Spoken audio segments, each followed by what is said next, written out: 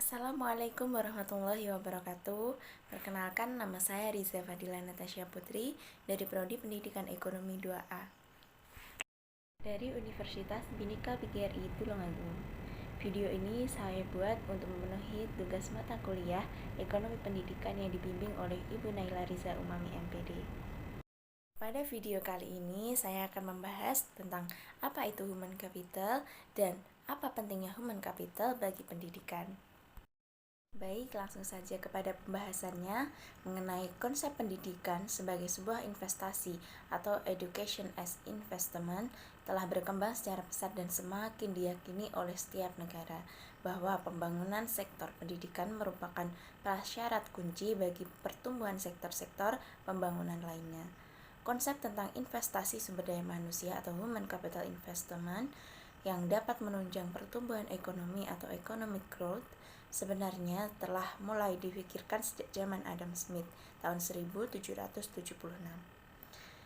Heinrich von Thunen tahun 1875 dan para teoristik klasik lainnya sebelum abad ke-19 yang telah menekankan pentingnya investasi keterampilan manusia.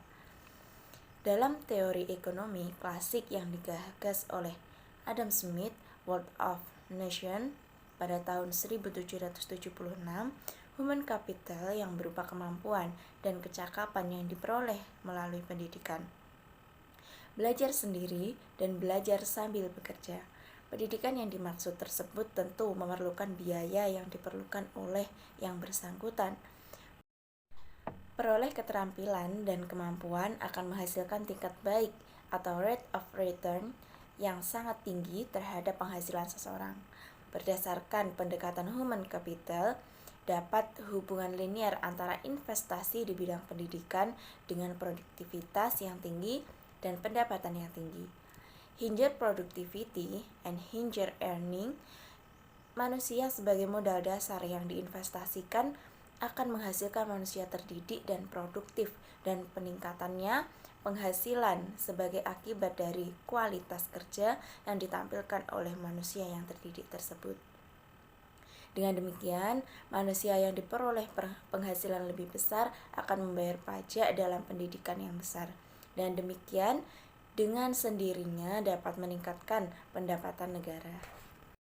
Di sini kita bisa menyimpulkan bahwasanya human capital adalah berupa kemampuan dan kecakapan yang diperoleh melalui pendidikan, belajar sendiri dan belajar sambil bekerja. Dan itu akan membuat kita, dan berdasarkan pendekatan human capital tersebut dapat menumbuhkan hubungan linier antara investasi di bidang pendidikan dengan produktivitas yang tinggi serta pendapatan yang tinggi. Baik, itu tadi adalah penjelasan saya mengenai apa itu human capital dan pentingnya human capital bagi pendidikan. Sekian yang dapat saya sampaikan. Saya akhiri, wassalamualaikum warahmatullahi wabarakatuh.